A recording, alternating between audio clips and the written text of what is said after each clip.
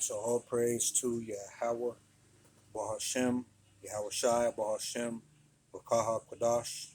Double honors to my elders, the apostles, and the bishops of Great Millstone, where I've learned this truth and where I'm still learning this truth.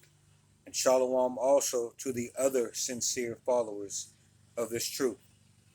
All right, so this is going to be the first video in a series. All right, so this is going to be a teach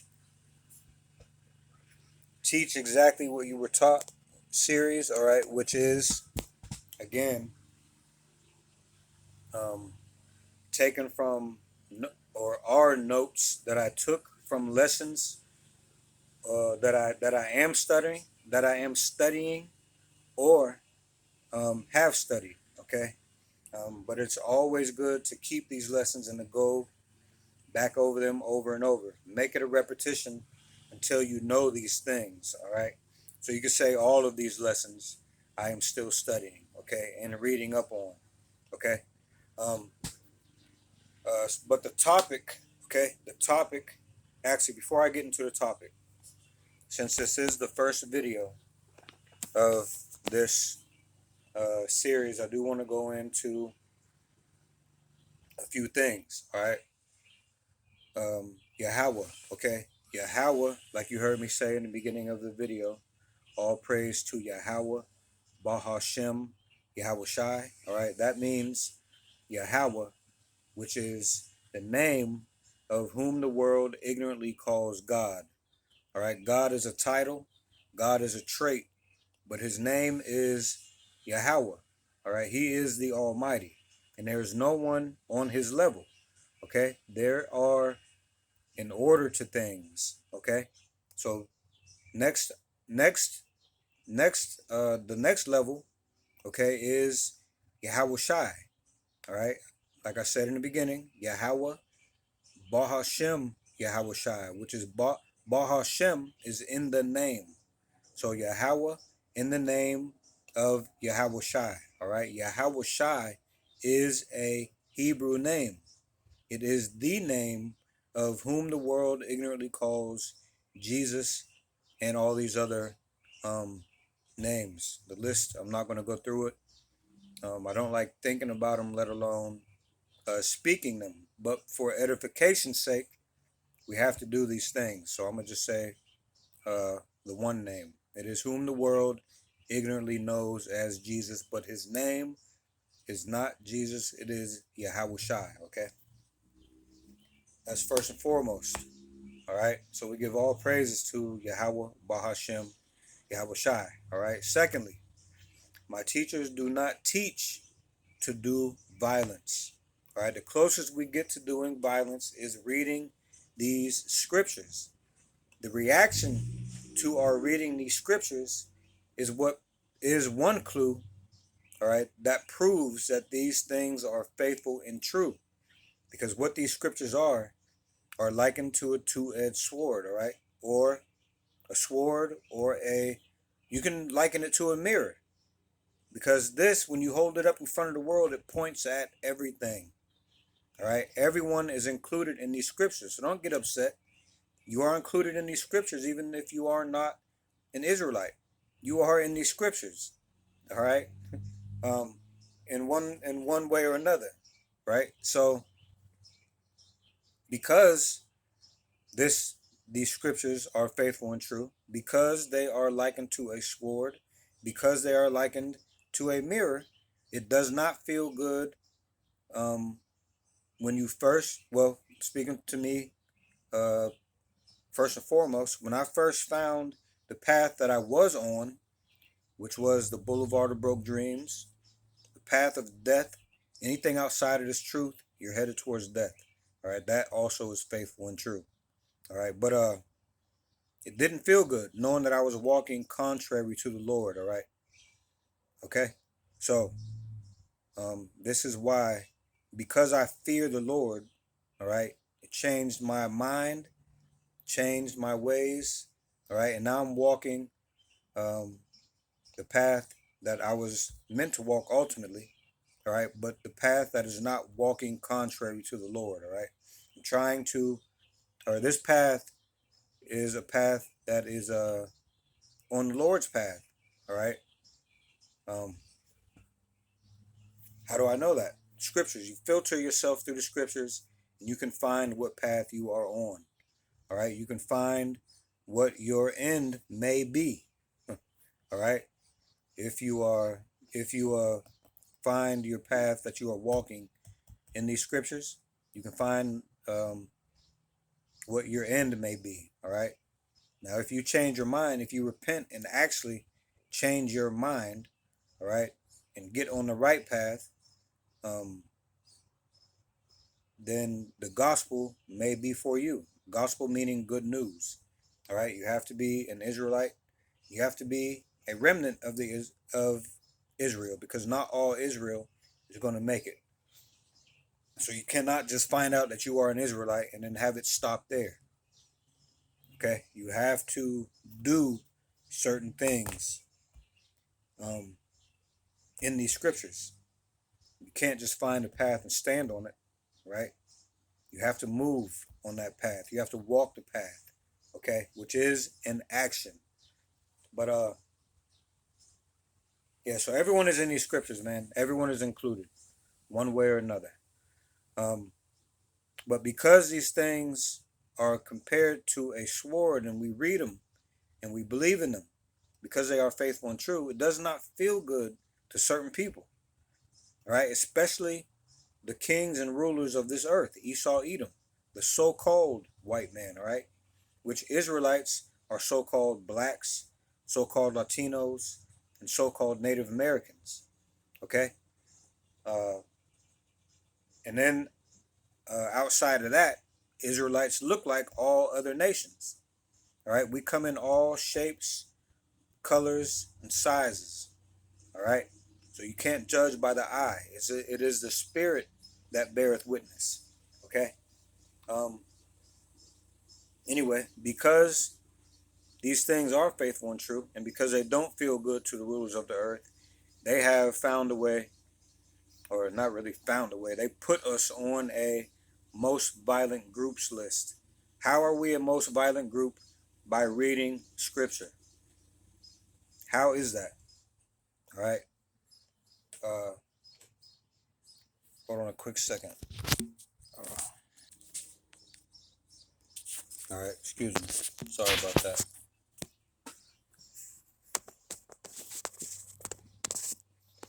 Anyway, teachers don't uh, tell us to go do violence, but we have ended up on a most violent list due to Esau being who he is. All right, due to his cohorts and these other nations that are with him being who they are, we have ended up on a most violent list. So go figure. All right, we know what these people are going to do before they even do it, because they are low down and dirty. All right, and they have been since the beginning. Okay. Uh, what else was I going to say? Um, okay. Um, so another thing is these words. Okay, we have them in English. The Lord has granted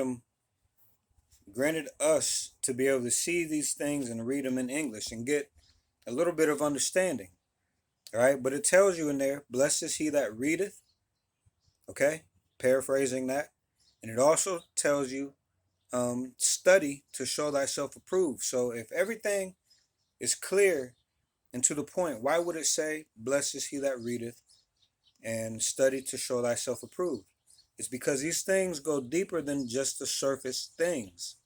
So if your main, whatever your main language is, okay, you have to go deeper than that main language. You have to go back to what these scriptures were originally written in, which is the Paleo Hebrew, not this Hebrew that's running around the earth right now. That's not the original language, although it is good to study that language, okay, to get even more of an understanding than just English out of that.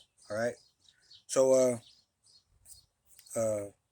before I start this video, I do want to go into the Apocrypha, all right, which is, if you are of the remnant and been granted any kind of an eye salve or an eye salve to see this, you will understand that the Apocrypha, the Old Testament, and the New Testament are all one testament.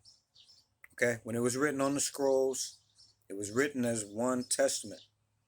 All right? It wasn't written in the Old, the New, and the Apocrypha. Okay?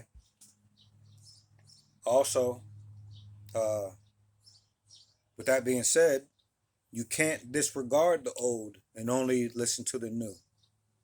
You can't disregard the New and only listen to the Old. You cannot disregard the Apocrypha. All right?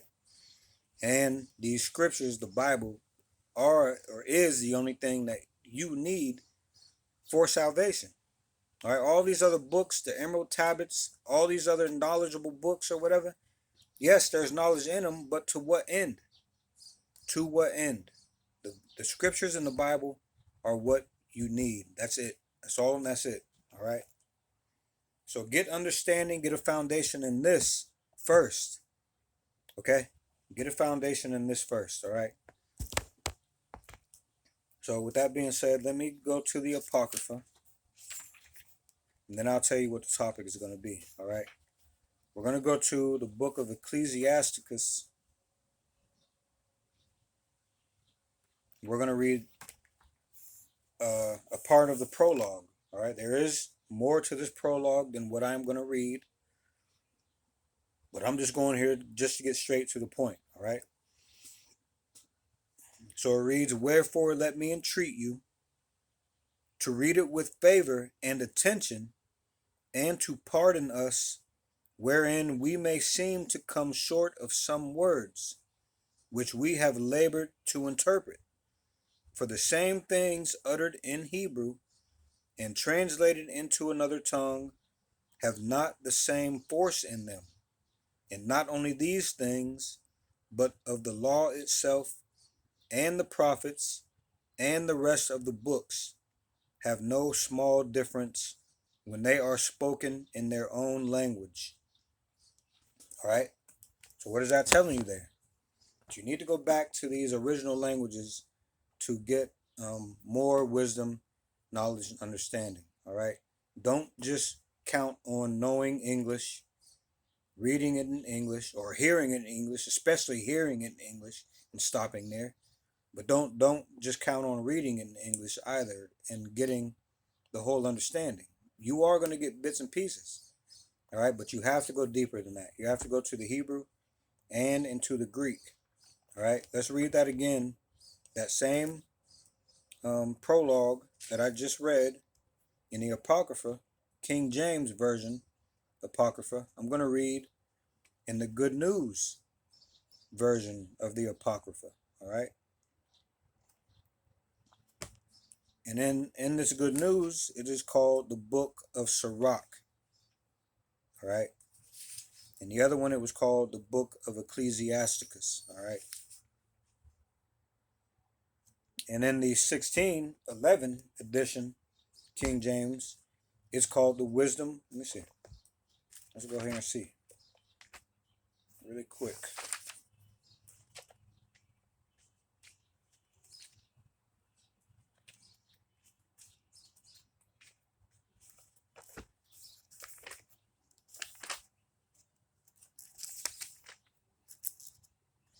All right, hold on. Hold on a second. It is called the Wisdom of Sirach, and this is in the 1611 King James. It has the Apocrypha in here, right? Anyway, so the Good News translation of it says the wisdom of, oh, excuse me, hold on.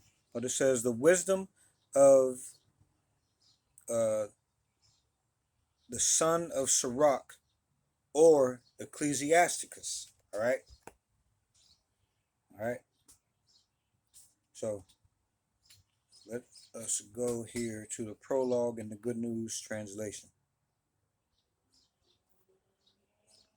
All right. It says Sirach, The wisdom of Jesus, the son, or wisdom of Jesus, son of Sirach, Ecclesiasticus. All right. So this is the prologue of the book of Sirach. All right. It says, this is the same thing I read in the King James Version. It says, let me urge you then to read this book carefully and with an open mind, and please be patient in those places where, in spite of all my diligent efforts, I may not have translated some phrases very well. What was originally written in Hebrew does not always have exactly the same sense when it is translated into another language. That is true not only of this book, but even of the law itself, the prophets, and the other books. The translations differ quite a bit from the original. So do yourself a favor, come out of, and this I'm focusing this message I'm giving right here strictly to, well, it's to all Israel, right?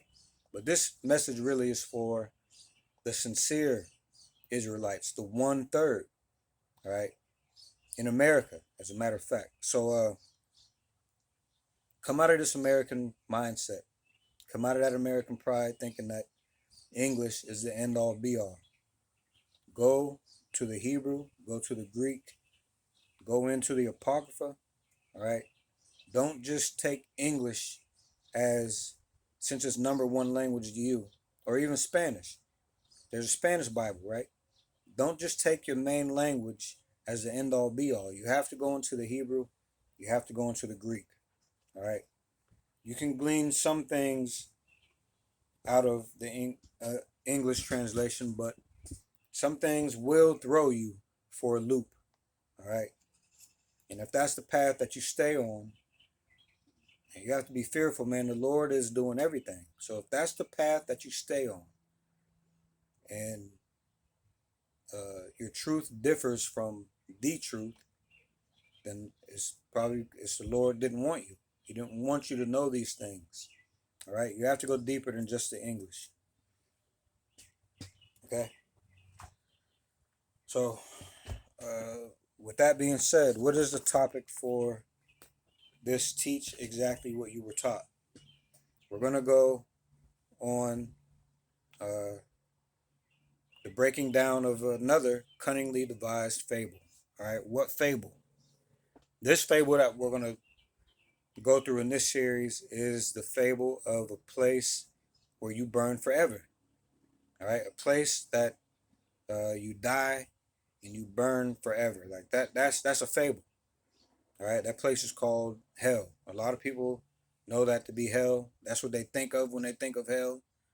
All right, but the idea behind of what this world tells you is false. There is no place that you burn forever. All right, and we're gonna get down to the truth of it through the scriptures. All right, through the scriptures, we're gonna get down to the bottom of this. Okay, so again, I have the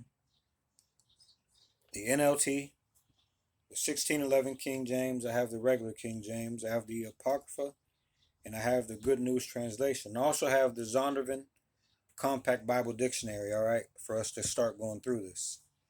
I think this video may only be an intro. Due to time, I'm gonna have to get up out of here in a minute.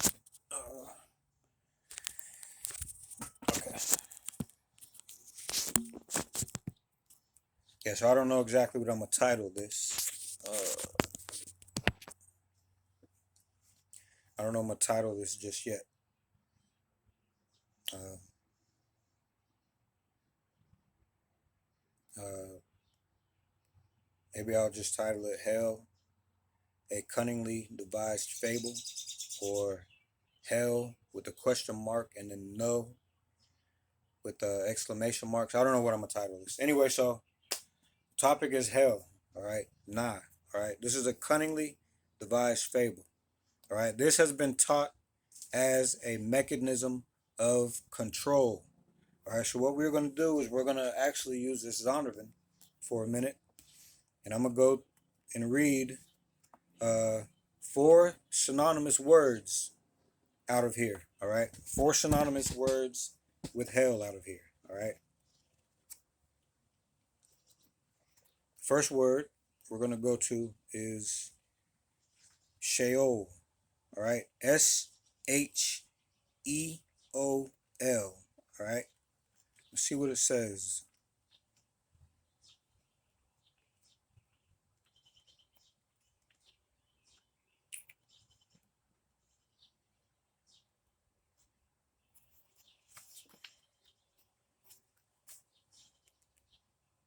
All right,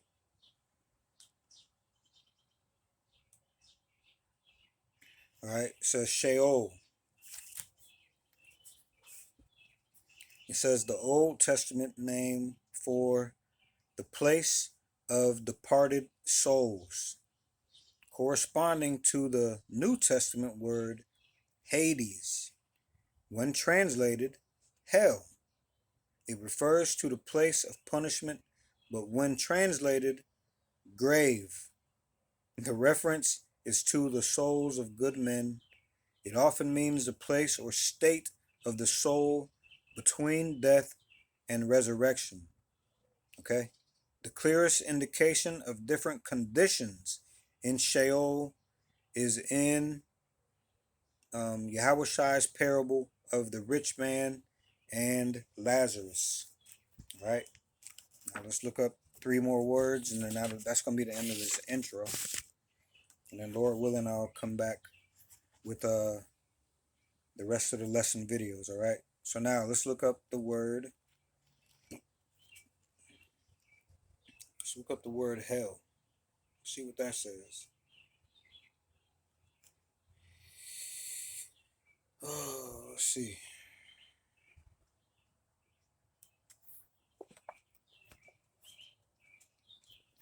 All right, it says hell.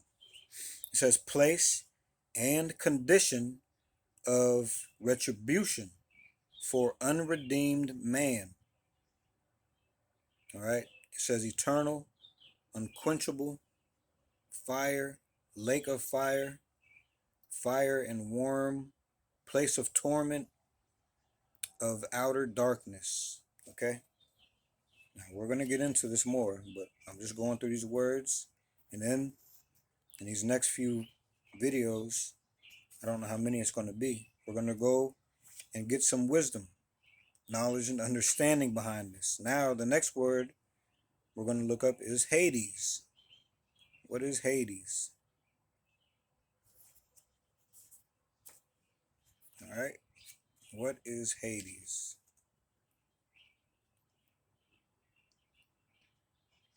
All right. Hades. The word Hades. It says the place or state of the dead, the equivalent of the Hebrew Sheol, which is variously rendered grave, hell, pit. The New Testament word, generally translated hell, does not necessarily imply a place of torment, but connotes the grim and cheerless aspect of death. All right. It says it may include the idea of retribution. Okay. Now, let's go to a last word, which is Gehenna. All right.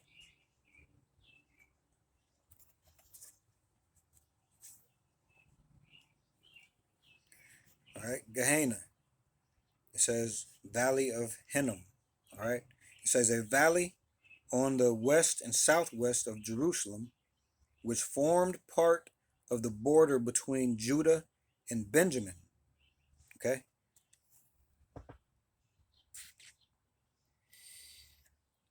Let's see.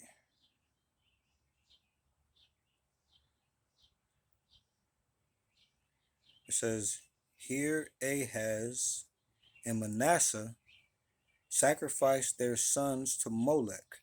All right. It says, for this reason, Josiah defiled the palace after referring to the idolatrous Barbarites. Jeremiah prophesies a great slaughter of the people there and in the siege of Jerusalem. All right, it says after, listen to this, it says after the Old Testament period, Jewish apocalyptic writers began to call the valley of Hinnom the entrance to hell, later hell itself. The word the word why am I having trouble? The word okay. The word occurs 12 times in the New Testament. That's wild that word gave me trouble like that. Anyway, it shows up 12 times in the New Testament, always translated hell, all right? It says the ASV, RSV margin translated as Gehenna. 11 times it is on the lips of Yahushua as the final punishment for calling one's brother a fool. It's also there for adultery when the severest measures have not been taken to prevent commission of this offense and others. It says see Hades or hell. All right.